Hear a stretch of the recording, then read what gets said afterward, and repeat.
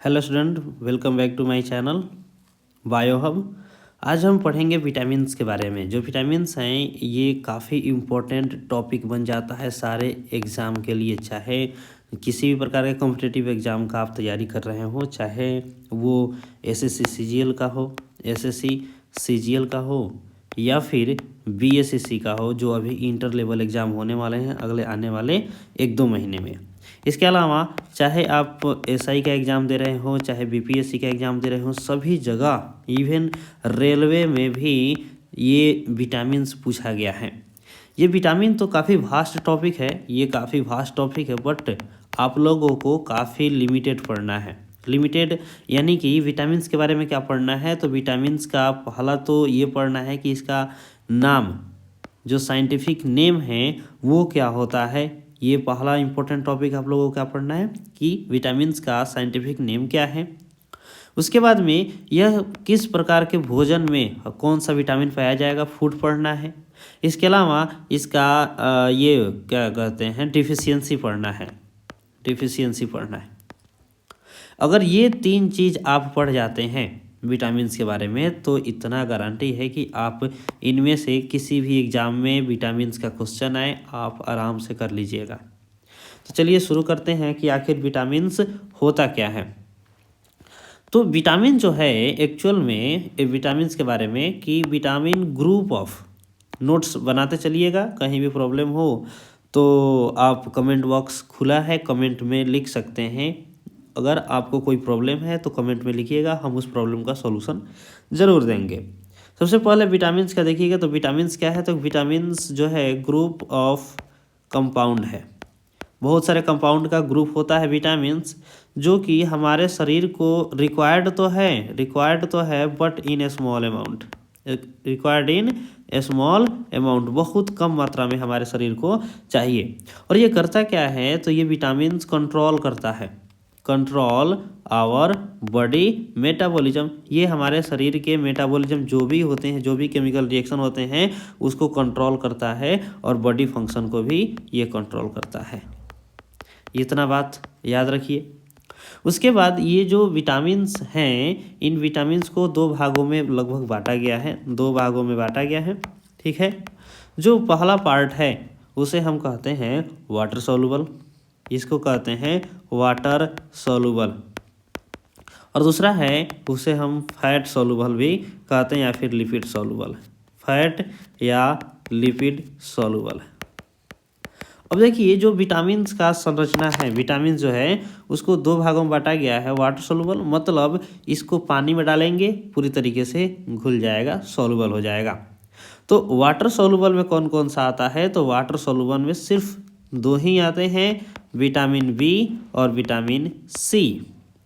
जबकि fat soluble की बात करें तो फैट सॉल्युबल में 4 विटामिन आते हैं। इसके अलावा बी और सी को छोड़ दीजिए तो बाकी सब विटामिन फैट सॉल्युबल ही हैं, जैसे vitamin A, vitamin D, vitamin E और विटामिन के। तो ये बात याद रखिएगा, ए डी ई के, और बी और C water soluble, A D E के फैट सॉल्युबल होता है। अब हम देखें तो सबसे पहला अगर देखेंगे कि विटामिन ए के बारे में, विटामिन ए के बारे में, तो चलिए बताइए कि विटामिन ए कौन सा है, तो फैट सॉल्युबल है। तो फैट सॉल्युबल यहाँ पे हम लिख देते हैं, और फैट सॉल्युबल में पहला पढ़ते हैं vitamin A. Vitamin A, vitamin A के बारे में देखें तो विटामिन ए जो है इसका जो साइंटिफिक नेम है उसे हम कहते हैं रेटिनॉल, रेटिनॉल इसका साइंटिफिक नेम है रेटिनॉल। एग्जाम में पूछता है कि विटामिन ए को और किस नाम से जाना जाता है, तो रेटिनॉल नाम से जाना जाता है, इसका साइंटिफिक नेम रेटिनॉल है। यह किस प्रकार के फूड में पाया जाता है, इसका फूड कौन कौन सा है, तो फिश का जो लीवर ऑयल होता है उसमें प्रचुर मात्रा में विटामिन ए मिलता है। उसके अलावा डेयरी प्रोडक्ट में दूध हो गया, दही हो गया, इन सभी चीज़ों में। उसके बाद लीफी वेजिटेबल में, वेजिटेबल भी इसका एक बहुत इम्पोर्टेंट सोर्स है। इसके अलावा कैरोट, गाजर आप लोग खाए होंगे। उसके बाद ये सारी चीज़, कैरोट में क्या होता है, कैरोटीन होता है, कैरोटीन। और ये कैरोटीन क्या करता है, इसको रेटिनॉल में, मतलब इस कैरोटीन को रेटिनॉल में बदल दिया जाता है, जो कि विटामिन ए का काम करता है। अब देखेंगे कि इसका फंक्शन क्या होता है, विटामिन ए का फंक्शन क्या होता है। तो विटामिन ए का पहला फंक्शन है कि ये हमारे बॉडी के नॉर्मल ग्रोथ के लिए इम्पोर्टेंट है। अगर इसकी कमी हो जाए तो हमारा ग्रोथ रुक जाएगा। दूसरा, यह कराता है डिफरेंशिएशन इन सेल में डिफरेंशिएशन कराता है। उसके बाद रीजेनरेशन कराता है, रीजेनरेशन ऑफ रोडोप्सिन के बारे में आप जानते होंगे। ये हम रोडोप्सिन इन रॉड सेल इन आई। हमारे आँखों में एक रॉड सेल है जो रिस्पॉन्सिबल होता है किसी भी चीज़ को देखने के लिए। तो रॉड सेल जो है रोडोप्सिन से बना होता है। रोडोप्सिन एक प्रकार का प्रोटीन हम कह सकते हैं कि प्रोटीन जो कि रॉड सेल का निर्माण करता है। तो ये रेटिनॉल जो है इस रॉड सेल को रीजेनरेट करवाता है।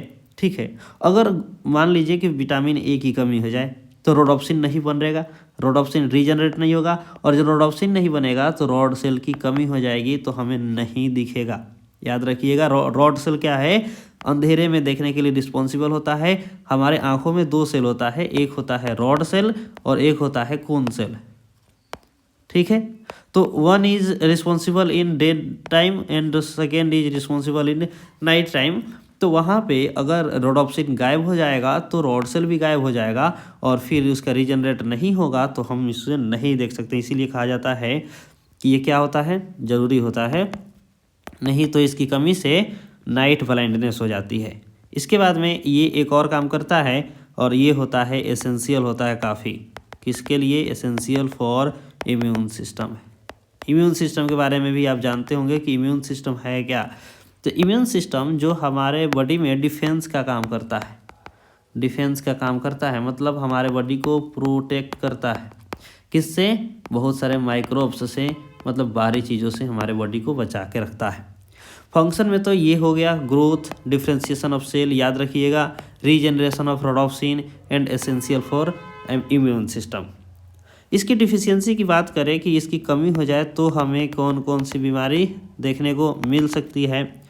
तो पहला है ड्राई स्किन, स्किन एकदम सूखा सूखा हो जाएगा, ड्राई हो जाएगा। उसके बाद नाइट ब्लाइंडनेस, ये तो काफ़ी लोग जानता है।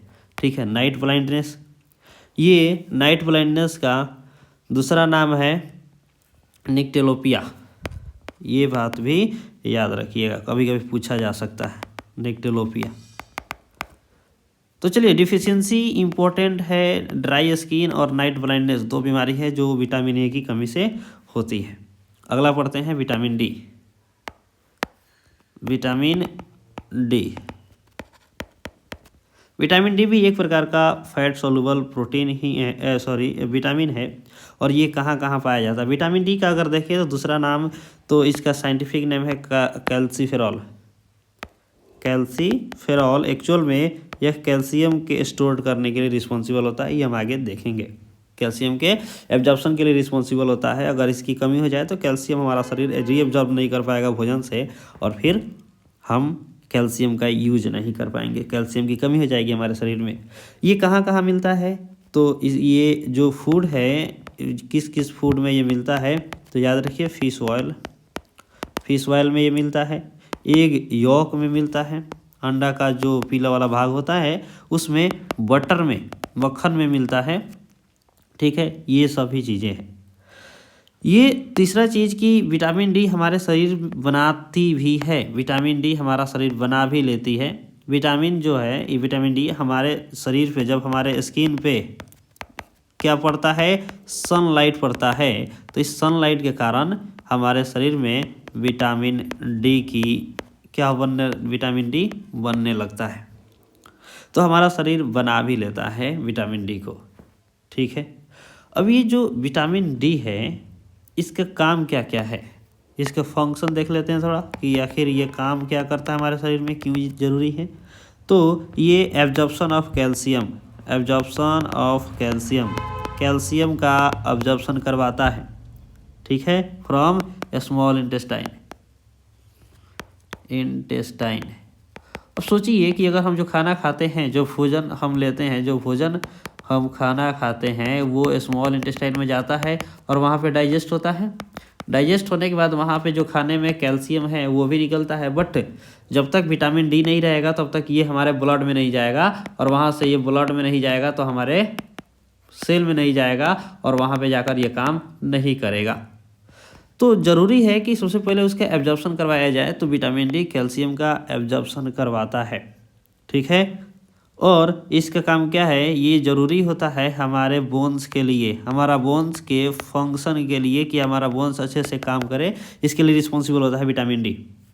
इसकी कमी से डिफिशियंसी क्या होती है, डिफिशियंसी डिजीज। तो डिफिशियंसी डिजीज की बात करें तो ये रिकेट्स होता है इन चिल्ड्रेन। इसका मतलब होता है सॉफ्ट बोन। मतलब ये हुआ कि अगर रिकेट्स हो गई, बच्चों में ज़्यादातर रिकेट्स एक बीमारी है जो विटामिन डी की कमी से देखने को मिलता है। अब हम जानते हैं कि हमारा जो बोन है वो बोन रिस्पॉन्सिबल होता है, मतलब वहाँ पे वो कैल्शियम के डिपोजिशन के कारण इतना हार्ड होता है। बोन्स कैल्शियम का ही बना होता है, लेकिन अगर कैल्शियम की कमी हो जाए तो बोन्स में बहुत छोटे छोटे पोर हो जाएंगे, जिस वजह से वह सॉफ्ट हो जाएगा। तो विटामिन डी की कमी से रिकेट्स होते हैं बच्चों में। इसके अलावा अगर हम एडल्ट में देखें, एडल्ट में भी एक बीमारी होती है जो बोन्स से ही रिलेटेड है, उसे कहते हैं ओस्टियोमेलेसिया। इसमें क्या होता है, ये पेनफुल होता है, थोड़ा ज़्यादा दर्द होता है बोन्स में। तो याद रखिएगा कि इसकी डिफिशियंसी से रिकेट्स बच्चों में देखने को मिलता है, ओस्टियोमेलेसिया एडल्ट में देखने को मिलता है। तो अगर एग्जाम में है कि ओस्टियोमेलेसिया बताइए किसकी कमी से होती है, तो आप बताइएगा विटामिन डी की कमी से होती है। अगला हम पढ़ते हैं विटामिन ई के बारे में। अभी विटामिन ई का दूसरा नाम अगर हम देखें तो विटामिन ई का दूसरा नाम है टोकोफेरॉल। ये बात आप याद रखिएगा कि विटामिन ई का दूसरा नाम है टोकोफेरॉल। ये कहाँ मिलेगा, तो ये इसका जो फूड है वेजिटेबल ऑयल, जो वेजिटेबल ऑयल है वहाँ से हमें विटामिन ई देखने को। उसके बाद में अनाज में, सीरियल प्रोडक्ट में। इसके अलावा जितने भी अनाज है ग्रेन वहाँ पे देखने को मिलेगा, वहाँ से हमें मिलेगा। नट्स में, नट्स अगर हम खाएंगे वहाँ से, एग में और बटर में। ये काफ़ी इंपॉर्टेंट है, एग्जाम में पूछ देता है कि बताइए कि निम्नलिखित में से किस में हमें विटामिन ई देखने को मिलेगा। तो ये हर एक नाम अगर याद रखिएगा तभी तो हो पाएगा, तभी तो एग्जाम दे पाइएगा। नेक्स्ट है कि ये करता क्या है, विटामिन ई करता क्या है। तो विटामिन ई का फंक्शन अगर हम देखें तो ये विटामिन ई का फंक्शन है फॉर्मेशन ऑफ ब्लड, ठीक है। ब्लड सेल के बनाने में, मतलब विटामिन ई की कमी हुई तो ब्लड सेल नहीं बनेगा, ये ध्यान रखिए। ये क्या करता है, मसल को इफेक्ट कर देता है, इफेक्ट मसल्स। मतलब अगर इस मसल्स को काम करवाना है तो हमें विटामिन ई चाहिए। इसके अलावा ये रिप्रोडक्टिव सिस्टम में भी मेजर रोल प्ले करता है, रोल प्ले करता है, ठीक है। मतलब अगर हमें संतान पैदा करने हैं तो विटामिन ई चाहिए। आगे देखेंगे कि क्यों। अब देखिए इसके अलावा ये मेंटेन करता है कोलेस्ट्रॉल लेवल को,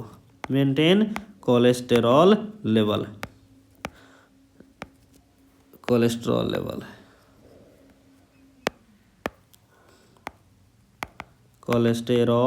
लेवल। अब देखिए कोलेस्ट्रॉल जो है दो प्रकार का होता है हमारे शरीर में, एक होता है बैड और एक होता है गुड। एक होता है बैड कोलेस्ट्रॉल, एक होता है गुड कोलेस्ट्रॉल। तो बैड कोलेस्ट्रॉल तो हमारे शरीर को नहीं चाहिए, तो उसको तो एलिमिनेट करना ज़रूरी है। लेकिन जो गुड कोलेस्ट्रॉल है इसको बचा के रखना ज़रूरी है, इसका मेंटेनिंग ज़रूरी है। इसीलिए इसके मेंटेनिंग कौन करता है, विटामिन ई करता है। अब इसकी कमी से जो डिफिशियंसी होने वाली है, जो बीमारी होने वाली है, उसकी अगर हम बात करें तो विटामिन ई की कमी से सबसे पहले तो माइल्ड एनीमिया हो जाएगा। क्यों? क्योंकि हमने यहाँ देखा कि जो विटामिन ई है वो formation of blood cell, blood बना रहा है। और यहाँ देखें कि इसकी कमी से, अगर विटामिन ए की कमी से होगा, विटामिन ई होगा, तो ब्लड सेल तो बनेगा नहीं ना। तो जब ब्लड सेल नहीं बनेगा तो हमें एनीमिया तो होगा ही। तो एनीमिया क्या है? Deficiency of vitamin E. उसके अलावा स्टेरिलिटी भी हो जाएगी। यहाँ पे देखिए कि फंक्शन था रिप्रोडक्टिव सिस्टम को दुरुस्त करना, एकदम रिप्रोडक्टिव सिस्टम को मजबूत बनाए रखना। बट अगर विटामिन ए की कमी हो जाती है तो रिप्रोडक्टिव सिस्टम हमारा काम नहीं करेगा, जिस वजह से स्टेरिलिटी हो जाएगी। स्टेरिलिटी क्या है? तो स्टेरिलिटी एक बीमारी है जिसमें जो ऑर्गेनिज्म है, कोई भी ऑर्गेनिज्म है, वो क्या हो जाता है? डिसेबल हो जाता है। किस लिए? रिप्रोडक्शन के लिए। मतलब वो रिप्रोडक्शन नहीं कर सकता है।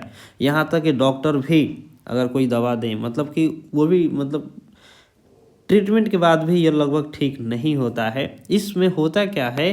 तो इसमें या तो सीमेन में स्पर्म गायब होगा, स्पर्म अब्सेंट होगा, या फिर ओवम का निर्माण नहीं होगा। ये सारी चीज़ें हो सकता है विटामिन ई की कमी से। तो स्टेरिलिटी और माइल्ड एनीमिया याद रखिएगा, विटामिन ई की कमी से होने वाले बीमारी है। अगर आगे हम पढ़ते हैं तो विटामिन के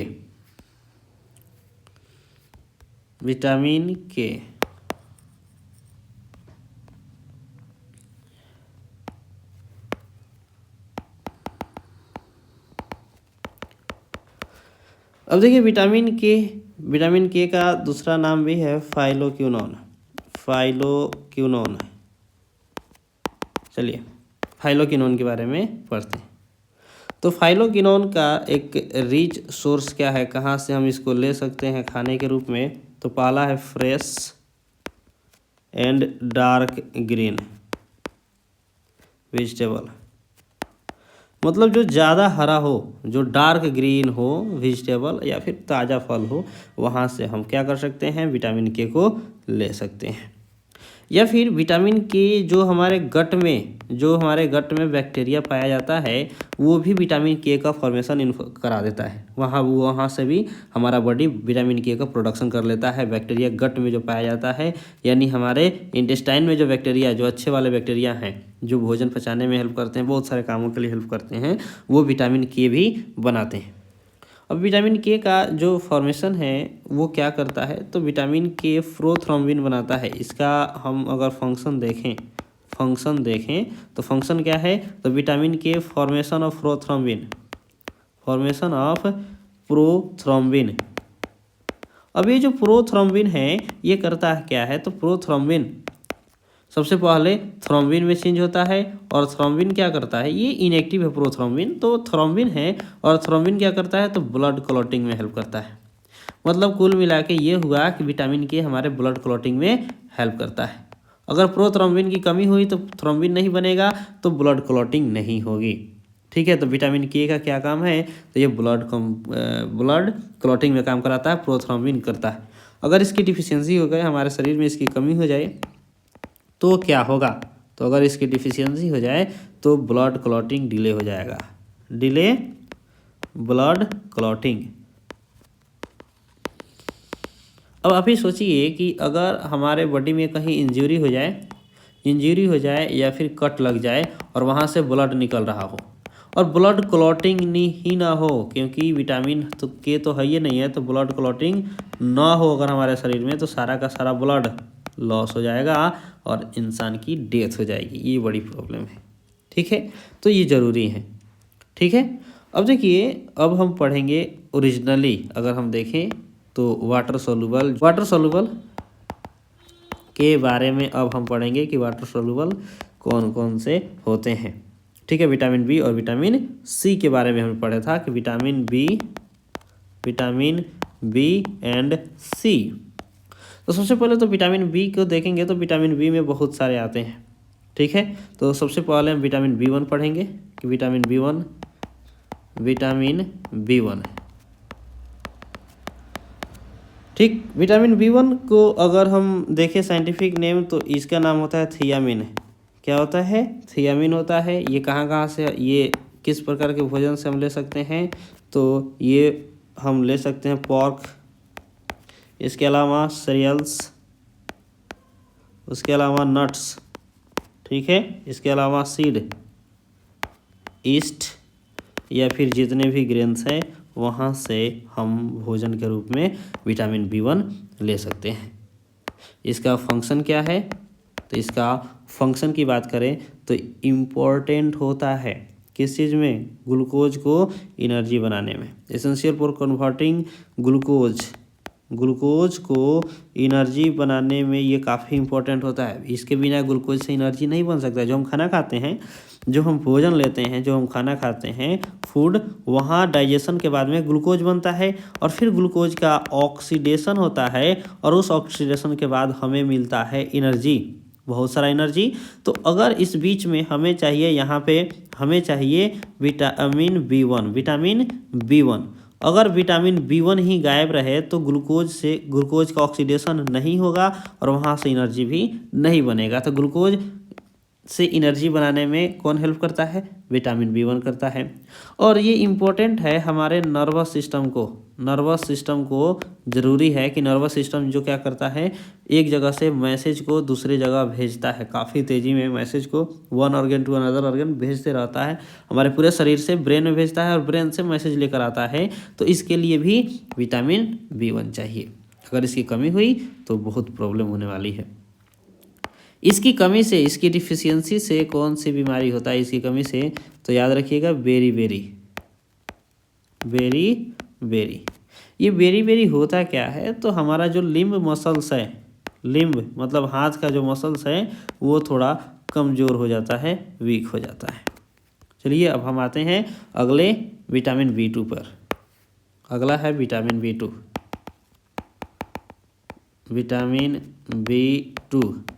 विटामिन B2 का दूसरा क्या नाम है? साइंटिफिक नेम तो राइबोफ्लेविन है। तो राइबोफ्लेविन करता क्या है? सबसे पहले तो ये देखेंगे कि इस प्रकार के फूड में पाया जाता है।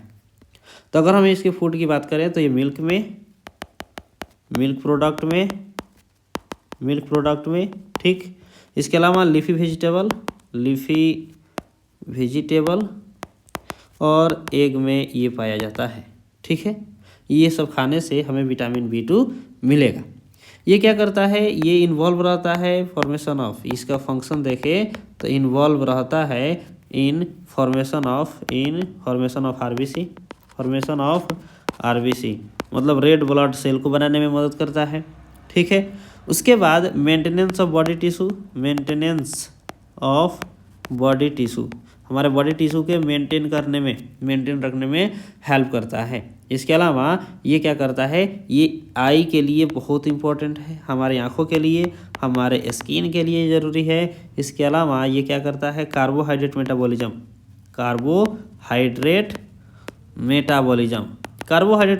का क्या मतलब है कि कार्बोहाइड्रेट हम जानते हैं कि हमारे शरीर में सबसे पहले जो खाना जाता है वो ग्लूकोज में बदल जाता है, ठीक है, ग्लूकोज में। और उस ग्लूकोज को अगर हमें स्टोर करना है शरीर में तो ग्लाइकोजन के रूप में बदल देते हैं।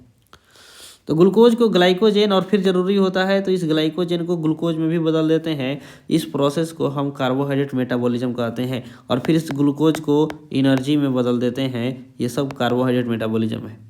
तो ये कार्बोहाइड्रेट मेटाबॉलिज्म को चलाता कौन है? तो इसके लिए ज़रूरी है विटामिन B2, ठीक है। इसके अलावा फैट का भी मेटाबॉलिज्म के लिए रिस्पॉन्सिबल होता है और इसके अलावा लिपिड मेटाबॉलिज्म के लिए भी रिस्पॉन्सिबल होता है।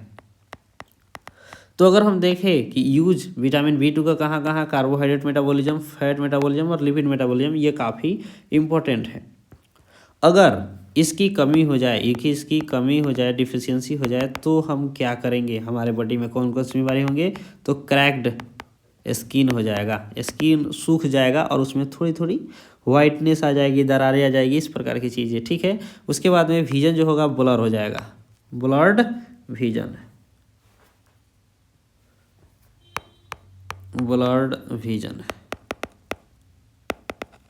चलिए अब हम आगे देखते हैं विटामिन B3। विटामिन B3 का दूसरा क्या नाम है? Scientific name niacin.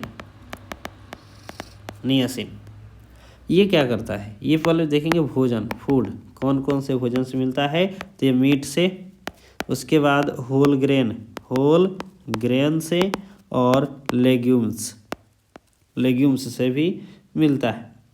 अब ये लेग्यूम्स या फिर बीन्स का है, मतलब दाल वाले पौधों से, और इसके अलावा सीरियल से, अनाज से ये हमें देखने को मिलता है। मतलब खाने को ये सब खाएंगे तो हमें विटामिन B3 मिलेगा। इसकी अगर फंक्शन देखें तो फंक्शन क्या है, तो फंक्शन है पहला तो नर्वस सिस्टम के लिए इम्पोर्टेंट है, नर्वस सिस्टम को काम कराने के लिए प्रॉपर्ली। इसके अलावा डाइजेस्टिव सिस्टम के लिए, डाइजेस्टिव सिस्टम ताकि हमारा बॉडी ठीक से डाइजेस्ट कर पाए खाना को, और स्किन हेल्थ के लिए भी इम्पोर्टेंट है। इसके अलावा अगर हम इसकी डिफिशियंसी की बात करें कि इसकी डिफिशियंसी से कौन कौन सा बीमारी होता है, तो डिफिशियंसी से याद रखिएगा एक बीमारी होता है पेलाग्रा, उसको हम पेलाग्रा कहते हैं। ये क्या करता है, एक स्किन प्रॉब्लम है, स्किन डिजीज है जो काफ़ी खतरनाक होता है। इसके अलावा ये डायरिया में भी हेल्प करता है। डायरिया क्या है, यह डायरेक्ट रिस्पॉन्सिबल होता है हमारे डाइजेस्टिव सिस्टम के लिए। अगर हमारा डाइजेस्टिव सिस्टम अच्छे से काम नहीं कर रहा है तो डायरिया हो जाएगा, क्योंकि खाना नहीं पचेगा। तो विटामिन B3 क्या करता है, डाइजेस्टिव सिस्टम में हेल्पफुल होता है, और अगर डाइजेस्टिव सिस्टम ही काम ना करे, मतलब विटामिन 3 नहीं होगा, तो डायरिया। तो अगला हम पढ़ेंगे विटामिन B5 के बारे में। Vitamin B5।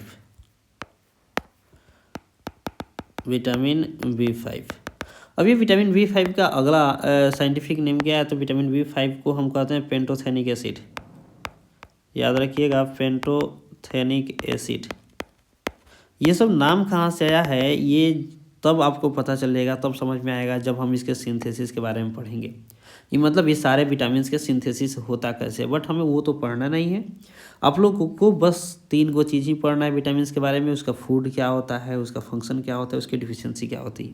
तो चलिए सबसे पहले हम इसके भोजन के बारे में पढ़ लें कि हम कौन से भोजन खाएंगे तो हमें विटामिन B5 मिलने वाला है। तो जितने भी ग्रेन्स हैं, होल ग्रेन्स, कुछ भी खा लीजिए, उस सब में विटामिन B मिलेगा। और लेग्यूम्स, दाल ज़्यादा खाइए, वहाँ विटामिन B5 आपको देखने को मिलेगा। ये जो विटामिन B5 है, ये एंजाइम का ही पार्ट है, पार्ट ऑफ एंजाइम। ठीक है, मतलब जो भी एंजाइम काम करता है, ये कहीं ना कहीं एंजाइम के साथ एसोसिएटेड रहता है। तो इसका फंक्शन है कि एंजाइम के साथ जब एसोसिएटेड रहता है, यानी कि यह एंजाइम के फंक्शन पे इफेक्ट डालता है, एंजाइम के फंक्शन को करवाता है। इसके अलावा एनर्जी मेटाबॉलिज्म में इसका यूज है, मतलब एनर्जी बनाने में भी इसका यूज होता है, एनर्जी मेटाबॉलिज्म। ठीक, अब ये इसकी कमी से कौन सी बीमारी होती है, तो इसकी डिफिशियंसी से सेम टू सेम जो विटामिन हम अभी B3 का पढ़ाए थे पेलाग्रा, ये इसमें भी होता है। ठीक है, इसके अलावा इसमें डर्मेटाइटिस एंड डायरिया, ये बीमारी होती है। ये 3 बीमारी है जो विटामिन B5 की कमी से होती है। अगला हम पढ़ेंगे विटामिन B6। विटामिन B6 का दूसरा नाम क्या है, तो इसका नाम है पैरिडॉक्सिन।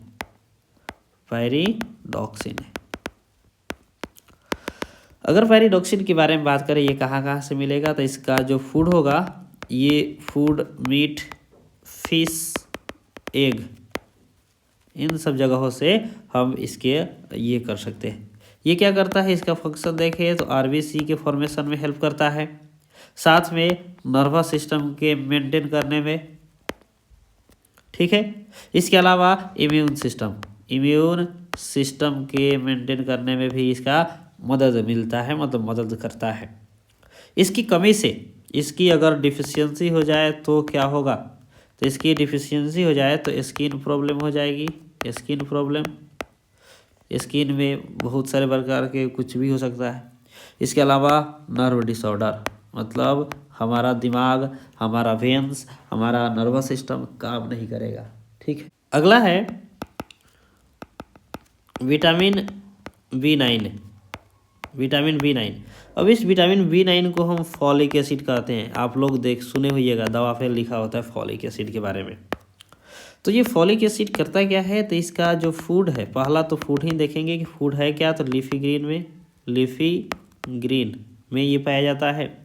साथ ही वेजिटेबल में प्रचुर मात्रा में, और लीवर, किसी भी जानवर का लीवर खाइए वहाँ पे ये आपको मिलेगा, मतलब लीवर मीन्स कलेजा, तो वहाँ पे विटामिन B9 मिलेगा। ये करता क्या है, तो इसका अगर हम फंक्शन देखें तो ये होता है न्यूक्लिक एसिड मीन्स RNA और DNA बनाने में ये मदद करता है। RNA DNA के लिए ज़रूरी होता है, और स्पेशली न्यू सेल अगर हमारे शरीर में बनाना है, जैसे मान लीजिए कहीं इंजरी हुआ और वहाँ का सेल डेड कर गया, तो वहाँ जब सेल डेड कर गया तो वहाँ नए सेल की ज़रूरत है, तो उस नए सेल को बनाने के लिए विटामिन B9 की ज़रूरत होती है, और स्पेशली RBC को भी बनाने में इसकी ज़रूरत पड़ती है।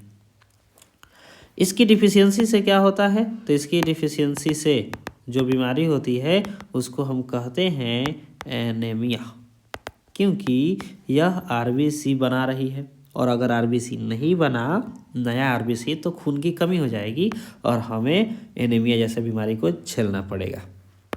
अगला विटामिन है विटामिन B का ही विटामिन B12, जिसको विटामिन B कॉम्प्लेक्स कहते हैं।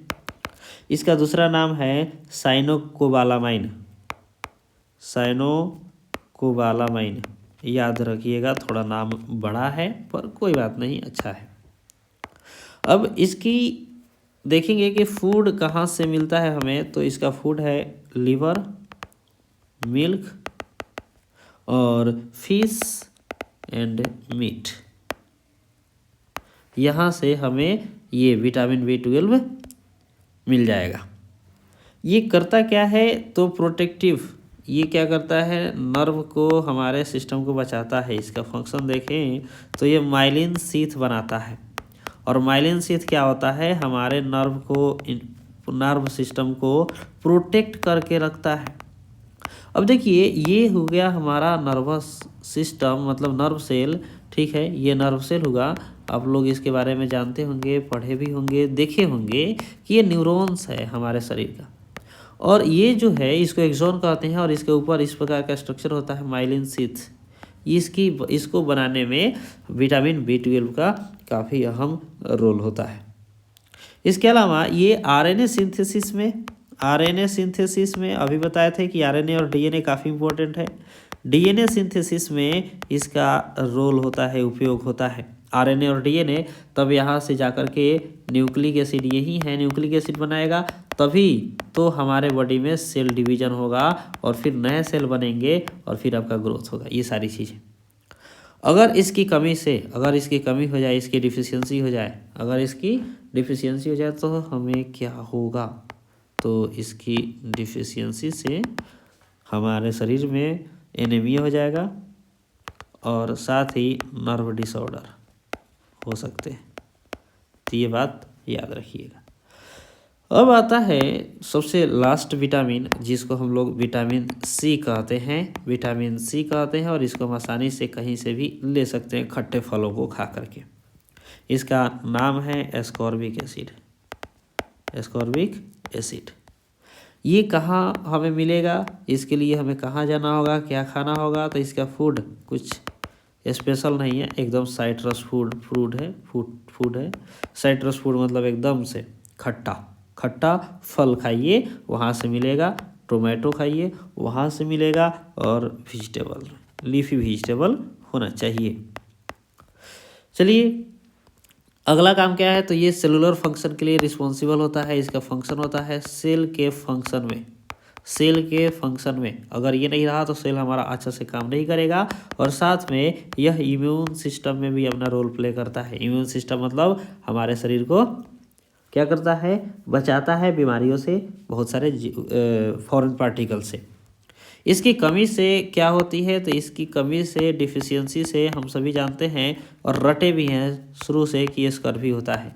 स्कर्वी SCURVY स्कर्वी का मतलब क्या होता है कि ब्लीडिंग होता है गम्स से।